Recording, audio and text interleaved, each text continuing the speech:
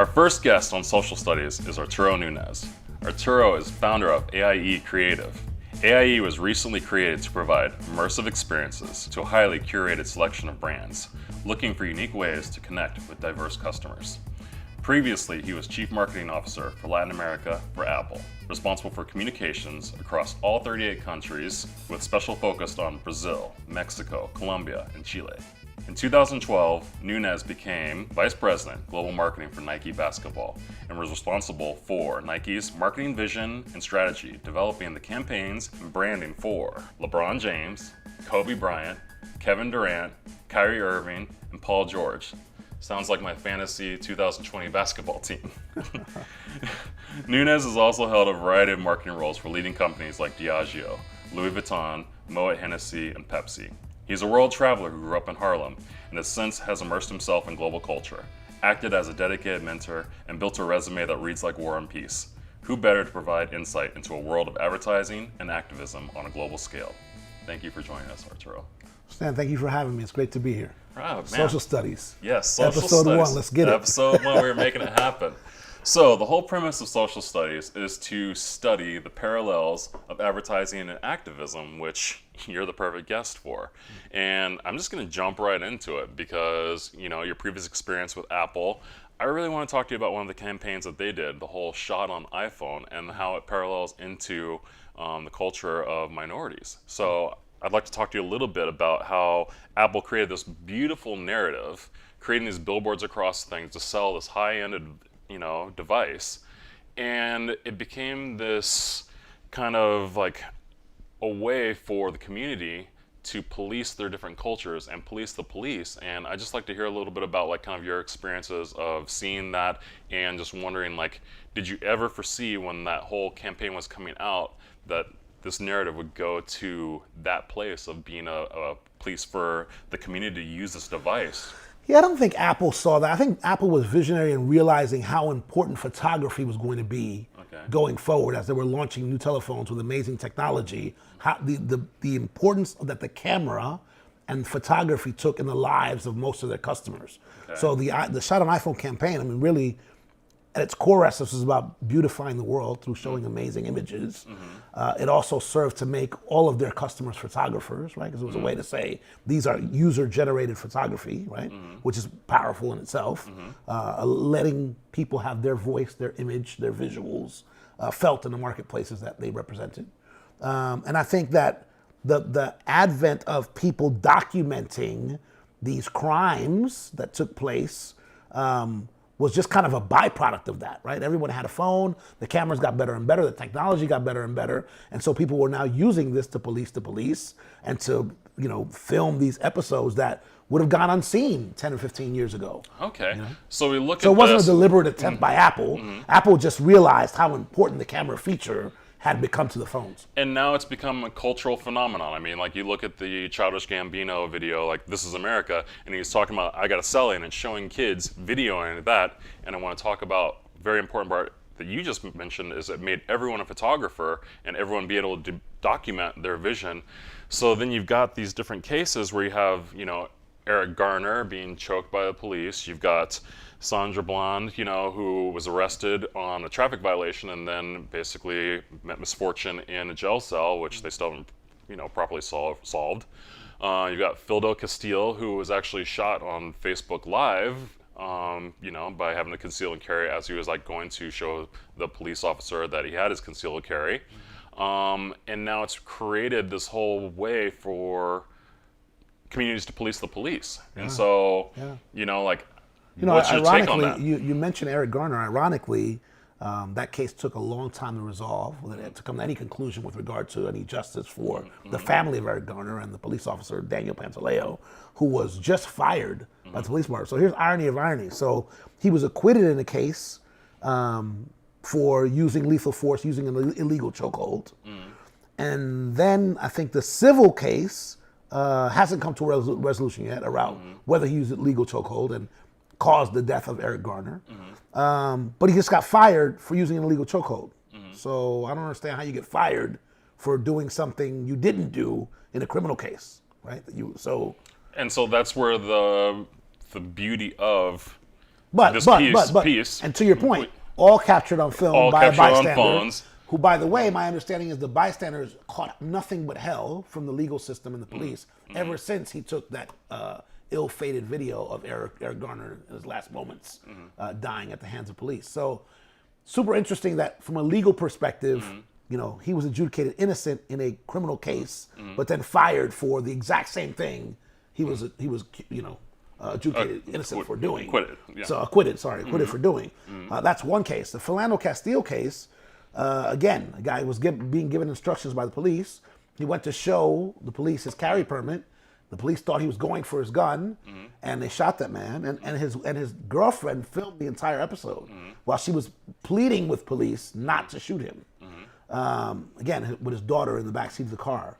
So, just a craziness. Again, we would have never seen. Imagine what the narrative would have been had we not had the video about what happened in that case. And so now, by putting that in a company that you've worked for, that as far as like an advertising thing has now become a voice and a way of showing our opinion. It shows two sides of the story. Sure. So now it's put this kind of like documentary piece the in our power, hands. the power of photography, right? The power of videos and visualization. Yeah. The fact that now we're seeing dash cam perspective, we're seeing body cam perspective, we're seeing, you know, people that are caught up in these situations, their own perspective on their phones. Yeah, and there's nothing illegal about filming the situation that you're caught up in.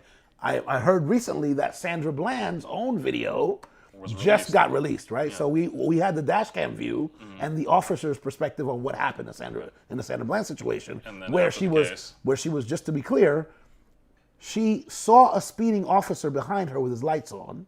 She pulled over into the right lane of the road that she was on, and then she was stopped for pulling over without using a blinker. Further to that, the situation escalated when she refused to put her cigarette out or turn off her radio, both things that she had legal right to do, not to do, right?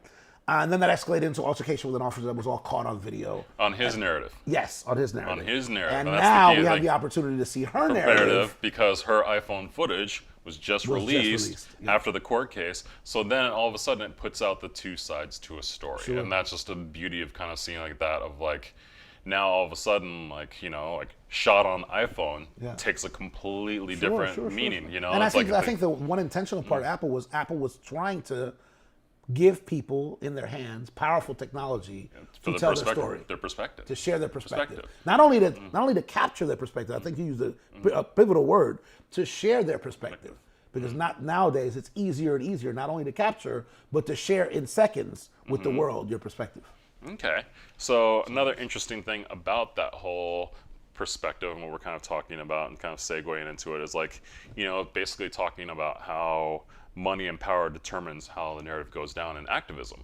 So when we're looking at that, there was recently a family in Arizona who got arrested for their daughter suspected shoplifting case, and the cops came, guns drawn, on that case, and it was actually captured by innocent bystanders again.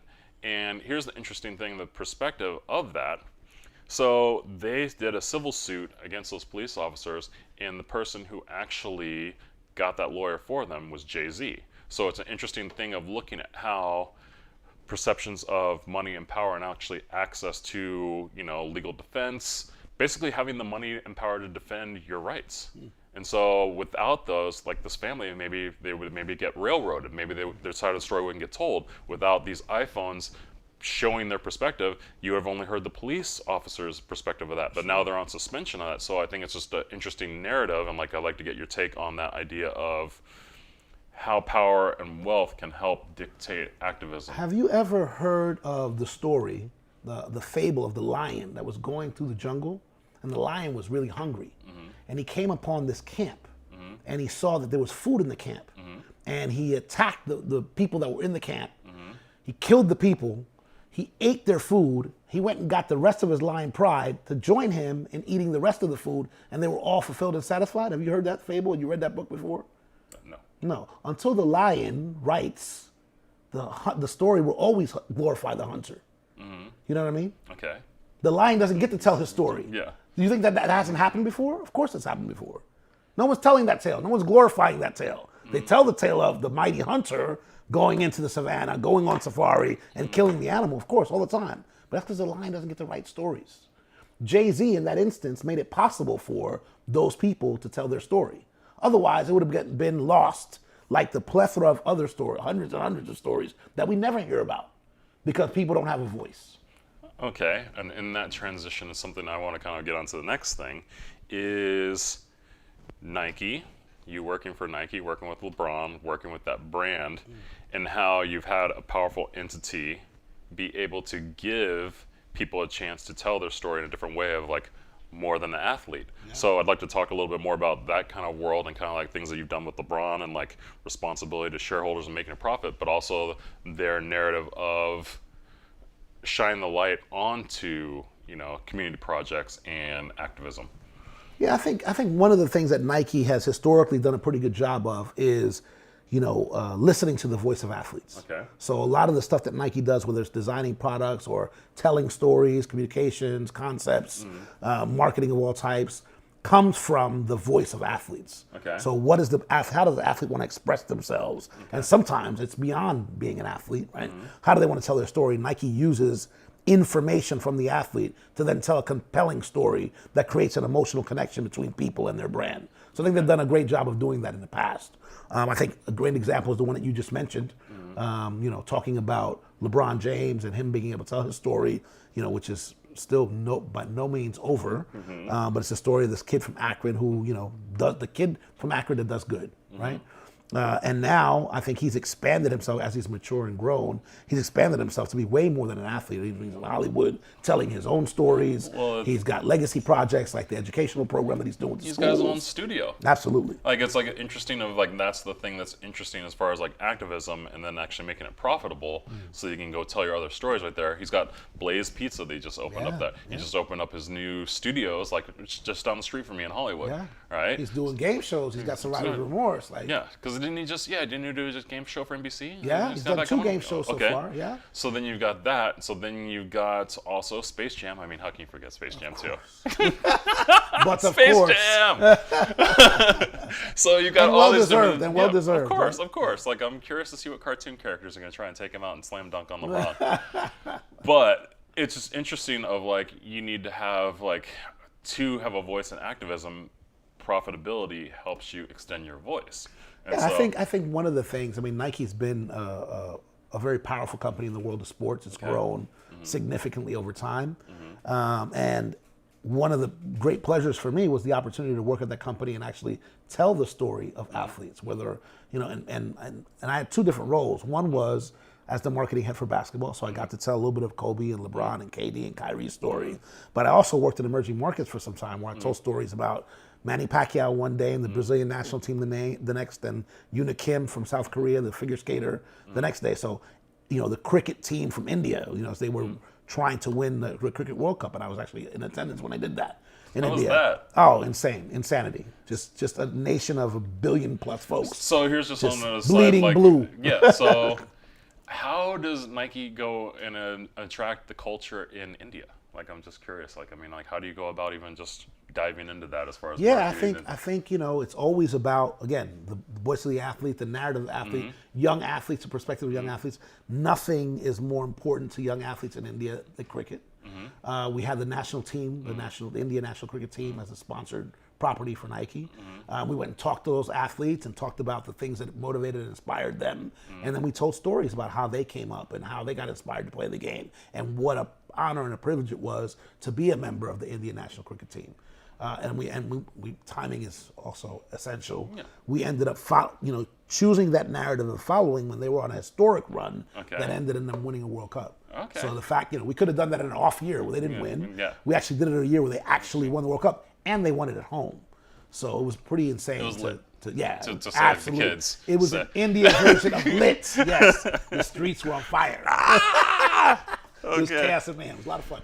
So here's the other interesting thing, and I think we were talking about the whole like taking a chance, taking a broad step in campaigns to do social justice, and we're looking at that, and we're looking at the whole Colin Kaepernick campaign. We're like, that whole campaign could have gone right or it could have gone wrong. You don't know how things are going to go, but then you look at it, and the sales after that, they jumped up to a profit of $847 million. on taking a stand for what you believe in. Yeah. So with looking into that, and like at the same time, like Kaepernick still doesn't have a job, but Nike took a great stance on that, like that. What is the responsibility of a company, and what is the best way to look at doing something where it can like have a great positive impact on the community, but also still turn a profit? Yeah. Because that's something that's like, again, you need money to tell your narrative. Sure. But also at the same time, like it shouldn't be the end-all be-all of directive of your narrative. Yeah. I think companies are an interesting space when you talk about that kind of thing. I mean, at the end of the day, all the people that work at a company are trying to increase shareholder value. That's their number one mandate, right? But at the same time, the way that you do that is to have an authentic connection with your consumers. Okay. I think a lot of African Americans have helped to put Nike in a position where it's a juggernaut in culture. Like people respect the brand. And I think not only just the athletes, but the customers. The whole idea of the sneakerhead culture, right, comes out of urban America. So I think there has to be a way to show homage and pay respect to that while doing business and making a profit and earning money for your stockholders, which is creating value for your stockholders, which is the principal function of the company. Now, when it comes to stuff like Kaepernick, I think, it depends on whose perspective you take. I think some people will tell you Nike was late to the game. Kaepernick had been blacklisted way before the Nike ad, and I know it takes a minute to make an ad, but I've made ads. It doesn't take that long. How long does it take? Well, some people would say that the decision of Nike to move forward with that campaign, and again, I wasn't a representative of the company at the time. The decision for Nike to move forward with that campaign came on the heels of their understanding that Kaepernick was about to win his lawsuit. And Kaepernick won, by some estimates, $80 or $90 million. The number hasn't actually been released, but that's the estimate that people are making that's running on the interwebs about what Kaepernick made when he won his lawsuit. So I think funny. Nike, knowing he would win the lawsuit, they say, well, let's be on the right side of history and let's share this campaign with the world. But they still took a risk. There are still people who burnt their Nike shoes. There are still people who protested the fact that Nike was siding with Kaepernick on this particular issue. I think Nike was just doing what they do best, at their best, which is the voice of the athlete. And that ad represented the voice of Kaepernick and people that agreed with Kaepernick and felt the way he did. So, counterpoint to that. Sure. So, there is the whole situation of Nike runners, women, pregnancy, getting their contracts reduced. So, there's two sides to every story of like what you would say is this great, like torch of unity and freedom. At the same time, it has this underside of not so pretty, dialogue of, okay, we're going to cut your contract because you got pregnant. Or you look at things where Serena's getting paid less than Maria Sharapova because, you can read between the lines there potentially. But, by any means, Serena's a more successful tennis player. I recently saw a comparison of the two of them, their two performances. So there are missteps there, and like tell me like about like what causes that? What causes those culture? Who makes those decisions to kind of make those missteps? I think on the women and pregnancy issue, I think, and I'm just extrapolating. My perspective. I think that was just a case of Nike's own HR policies not catching up to their sponsorship policies for athletes. I think someone just didn't think about that the way they should have. And come to that conclusion way earlier. I understand they've rectified that today, but I think that should have come way earlier. There should have been better foresight into that potential issue. Nike has a very progressive HR policy with its employees. I just think they didn't extend that to the athletes, and it didn't see it in the same light that they see their employees. That's an oversight, I think. I think the Serena Sharapova thing is not an oversight. Okay. I think there was a decision made specifically about who would represent the brand with regard to marketing of tennis, and it really never about one specific sport. To pretend that LeBron James doesn't sell a lot more things for Nike than basketball shoes would be a mistake. Yeah. So the person who's representing them in tennis needs to do more for the brand than just represent tennis. But it is clear, and they've done head-to-head comparisons, that there is no comparison between Serena's accolades and what she's done for the sport of tennis and Sharapova. Serena will probably go down as the greatest tennis player to ever play the game of tennis. One of the greatest athletes in history. Sharapova, yes, I agree. Yeah, take it out of tennis. You're right. Oh no, I'm one just of the greatest, saying, no, absolutely, 100%. One of the greatest athletes in history. Her and Muhammad Ali Sharapova can duke it out. will be nowhere on that list. Okay. And yet, one athlete was paid a significant amount more than another for a very long time, and I don't see any excuse for that. There were conversations about which one represented the brand better, which one was more aspirational. I think that's all nonsense. If Nike is a company that believes in athletic greatness and telling stories of great athletes, there's no question that one athlete reigns superior over another. Okay, and I mean, everyone has their missteps and moments and things like that. Sure, I've had my own. Which takes us to the funniest thing at that, which this is just the funny, interesting story. Like, you gotta tell me the Steph Curry story. You gotta tell me about like managing Nike basketball and missing Steph.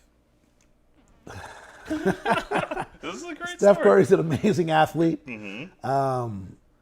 There was a time, and I don't want to make the story bigger than it's supposed to be. There was a time when he was courting a relationship with Nike. And I think this kind of goes into the whole thing of like sometimes you make missteps. Yeah, 1,000%. And listen, we had a lot of stuff going on at the time. We have a guy like Kobe, who is one of the premier athletes in the history of the game of basketball, who was headed towards his swan song and end of his career. We had LeBron, the greatest athlete to play the game of basketball now, the current version, right? The current version of Michael Jordan. I know. We had KD. Where do you put him in that list? I mean, KD is easily top 2, top 3 in the league today. And we had Kyrie Irving, who was next up. At this point, he wasn't the Kyrie Irving he is today. Yeah. He clearly had next. Yeah. And then this kid, and then by the way, we had Paul George, right? So all those athletes need to be attended to by the same folks that are doing the marketing. Saying it's like my fantasy team in 2020. Absolutely, 1,000%. And then we had this kid, Steph Curry, come to see Nike. So we went to do a presentation as to why he should bring his talents to our brand. And, I think there were people in his ear saying to him, like, okay, where are you going to rank in priority over there? You're not ahead of Kobe. You're not ahead of LeBron. You're not ahead of KD, right? This is not the Steph Curry you know today. This is Steph Curry years ago. Years and years ago. Yeah. And so we went in and had a lackluster presentation to Steph because we really didn't see him as having the same potential as the other 5 or 6 athletes that we had in our principal stable of communication vehicles. Yeah. And so we went in. There were some errors on the deck, I believe. Some folks I fault myself. I was running basketball. I should have caught those errors. Okay, Steven. And it became clear to him that, hey, I'm not a priority just in the presentation. Never mind, after joining, if I joined the squad, what priority would I have? So I think, I'm not saying that was the main reason why he didn't come, but I think it probably factored into his thinking that, hey, what kind of priority am I really going to have over at Nike? And so he made a different decision. If we had to do over again, I think we owed it ourselves to provide an excellent presentation to anyone who comes in our doors, regardless of their potential. We should have done a better job. Yeah, due diligence. Absolutely. We should have done a better job telling that story. But again, our cup runneth over at the time with amazing athletes, and it still does for Nike. Just one of those situations. It is what it is. But I think like in the scheme and the spectrum of what we're talking about, like where we're like looking at Nike as the whole Kaepernick kind of like outlier, and then looking at where they are with the women's like pregnancy and contract stuff like that. Like it's like a summarization of like. I mean, Kaepernick still doesn't have a job, right? Well, again, this isn't about that. What I want to get back to is like it's a summarization of parts of Nike, and like thinking of that, and like the brands can make missteps in the way of trying to stay on the right course. And so I think it's like a whole thing of like, like people make mistakes, but as long as they're striving towards the right thing. There are people who would, and again, this is just my opinion, right? Okay. There are people who would say, if Nike really, wants to stand behind Kaepernick, stop writing checks to the NFL. Stop providing the gear. You know what I'm saying? Yeah. Well, that wouldn't profit their shareholders. Absolutely. That would be a conflict with their main purpose, which is to create shareholder value. 100%. Exactly. But those decisions are made every day. People wake up and make those decisions. So here's the question for you, and kind of like just to kind of bring things to a little bit of a summarization as far as that goes. What type of things in those companies, and seeing what you've done with Apple, and seeing what you've done with Louis Vuitton, seeing what you've done with Nike and that, would you give to a young person coming into the business of how they can be profitable and still be an activist? Yeah. And like make a difference in business in that world and in the community. Yeah. Like with the things that you've seen and done. Like how do you do it? What are books you recommend or links you could say, or just it's just some good words of advice that people could look at. Yeah, I think it starts with listening. The idea of whether it's Nike listening to the athlete or any brand listening to their customers and knowing what matters to their customers. I think it's super important to understand what's of consequence, what matters to your customer, and respect your customer. Okay. You know, I think African Americans specifically over-index on a lot of things, consumable items, and I don't find the marketing world to respect African Americans. You know, they're token efforts here and there. There are now people, you know, now most recently in the last 10 years, people in positions of power to be able to change or steer the course of the narrative to those customers, but I don't find a wholesale respect by marketers of African American consumers. And it doesn't matter if it's African American, Hispanic, whatever. I think it starts with respecting your customers, who's putting the bread on your table. Like that's who's making your company, you know, what it is. You have to respect your customer. You have to listen to your customer and understand what matters to your customer in order to respect them in your communication.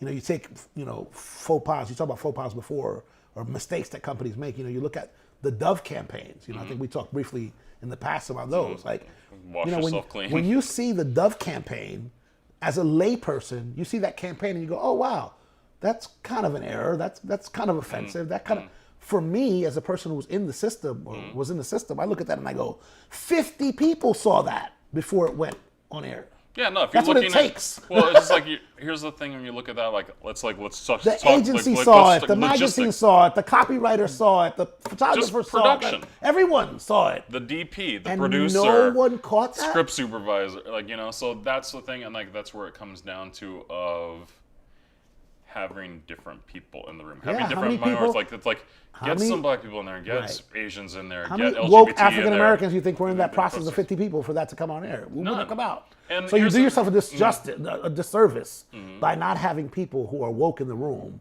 who can understand and help you navigate those things. The Pepsi commercial, you know, with the, I forget, it was a Kardashian, yes? Oh yeah. Really? That's what we need in Ferguson? Stop it. You know what I mean? So I think there's a lot of mistakes that are made like that. I think it starts with, again, respecting your audience, respecting your customer base, and then understanding what matters to them and providing them communications that speak to the things that matter to them. Okay, thank you so much, Arturo. I really appreciate you Thank you, coming man. on My the show pleasure to be and here. taking the time. Let's because do it again soon. Lots of insight really soon. All right, bro. Thank you. Thank you.